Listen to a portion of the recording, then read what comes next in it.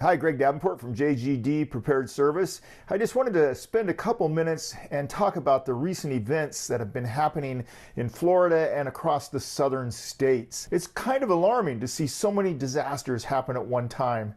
As I reflect on this, the first thing that occurred was the tropical cyclone, otherwise known as a hurricane, Helen. And this was a major event that hit the Florida coast and traveled through several other regions as it moved inland. Tropical cyclone Helen had a significant storm surge with it that measured in estimates up to 15 feet. To put this into perspective, the typical single-story household is about 14 feet high. That means if you had a single-story house close to where the storm surge was occurring, it may have been completely covered. I think it caught a lot of people off guard, and they really didn't expect something this severe and had not evacuated from the area. And unfortunately, many people lost their lives because of this event.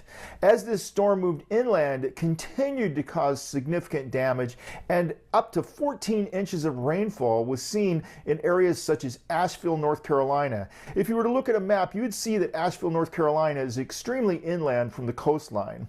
This amount of rainfall led to flash floods and other significant flooding that had a huge impact in the mountainous areas of that region. Unfortunately, this event was very catastrophic. It hit multiple areas, and it was left to the community to take care of itself. Before people had even began to recover from this event, we saw another significant tropical cyclone approach the Florida area, and this is known as Hurricane Milton. Right before it hit, up to 19 or more tornadoes also impacted that area. I can't even imagine how devastating this was. Of course, with the hurricanes and the tornadoes and all the damage that these storms brought, multiple areas were left without power. And as you can imagine, when the power goes out, for a lot of places, that means they don't have water, they don't have electricity, and that leads to issues with dehydration and hypothermia or exposure injuries, and these were occurring in multiple areas that this storm impacted.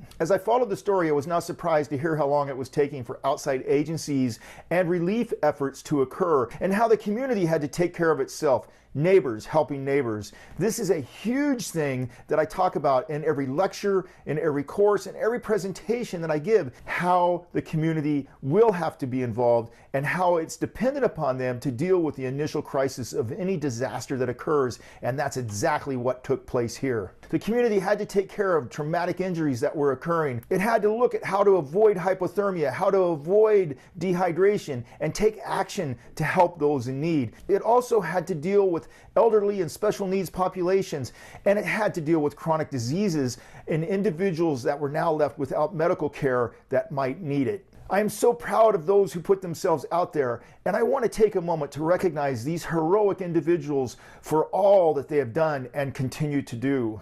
You are amazing. Thank you.